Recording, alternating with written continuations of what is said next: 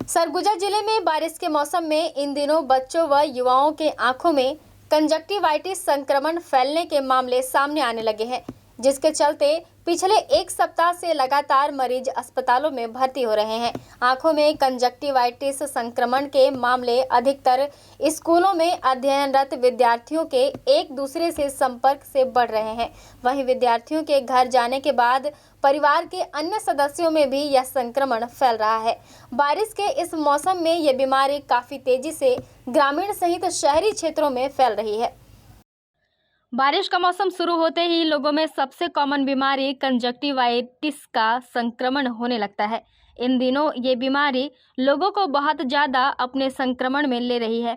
इस समय में स्थिति यह है कि हॉस्पिटलों में आने वाला हर तीसरा मरीज इस बीमारी से ग्रसित है। ऐसे में कुछ सावधानी और उपाय से इस बीमारी से बचा जा सकता है और अपने बच्चों को भी बचाया जा सकता है। कंजक्टिवाइटिस आँखों की एक बीमारी है जिसे आँख आना या पिंक आई भी कहते हैं। कंजक्टिवाइटिस होने पर आँखें लाल होने के साथ ही उनमें सूजन भी आ जाती है। मेडिकल अस्पताल के डॉक्टर ने बताया कि आँखों में होने वाली यह समस्या कई अलग अलग स्रोतों के जरिए होती है। हालांकि बार बार हाथों को धोना, आँखों को छूने या रगड़ने से बचना आदि कुछ सावधानियां को अपनाकर इस स्थिति से काफ़ी हद तक बचा जा सकता है। जिन लोगों में एलर्जी की समस्या होती है उन्हें एलर्जी रिएक्शन को बढ़ाने वाले पदार्थों से दूर रहना चाहिए।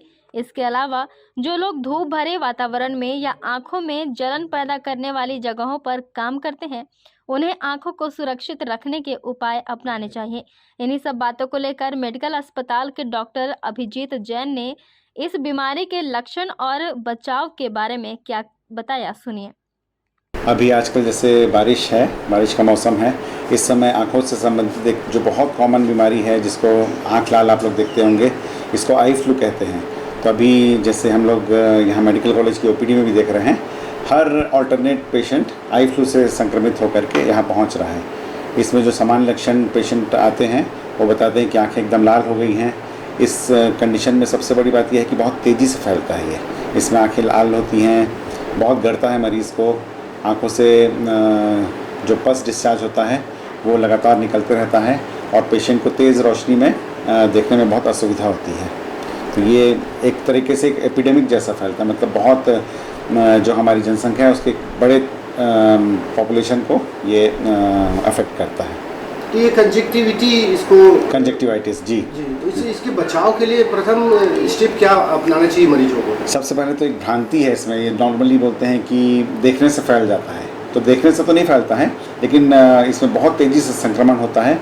तो जो मरीज़ जैसे उसकी आंखों में है, मरीज़ को खुजली होती है जब वो इचिंग करता है, और जब वो उसी हाथ को फिर दूसरे आँख में लगाता है या उसने कहीं टच कर दिया और उस जगह से टच होकर के रुमाल को कहीं रख दिया, उस रुमाल को किसी दूसरे ने टच किया, फिर वो दूसरा व्यक्ति उसको अपनी आंखों में लगाता है, तो इस तरीके से संक्रमित होता है। तो जो व्यक्ति विशेष है जिसको आई फ्लू हुआ है उसको अपने पर्सनल बिलोंगिंग्स को बिल्कुल सेपरेट रखना चाहिए, उसको बार बार अपनी आँखें धोना चाहिए और उसको जो डॉक्टर की सलाह पर जो एंटीबायोटिक्स प्रिस्क्राइब की गई हैं उसको बहुत फ्रीक्वेंटली अपने आँखों में यूज़ करना चाहिए, जिससे उसका जो संक्रमण है वो तेज़ी से ठीक हो जाए और वो आगे किसी और को संक्रमित ना करे। संक्रमण ना हो इसके लिए क्या उपाय करने चाहिए? संक्रमण ना हो इसके लिए हमको बार बार हाथ धोना चाहिए, आँखों को हाथ से रब नहीं करना चाहिए। अगर हमको ड्रॉप डालना भी है तो पहले साबुन से हाथ धोएं, साबुन से हाथ धो करके जो सैनिटाइज़र है जो हम लोगों ने अभी 2020 से इसका बहुत अच्छे से यूज़ जाना है, उसको हम लोग सैनिटाइज़र का उपयोग बिल्कुल थरोली करें। अभी की स्टेज में कितने मरीज आ रहे हैं, किस तरीके से कितने? अभी क्या है, जैसे आज की ओपीडी हमारी यहाँ मेडिकल कॉलेज की थी लगभग 75 की, उसमें से लगभग 45 मरीज आई फ्लू के थे आज। एक एवरेज देखें अगर पिछले एक हफ्ते में तो लगभग कितने लोग आ रहे होंगे? बहुत लगभग 500 से ज़्यादा मरीज संक्रमित हो चुके हैं।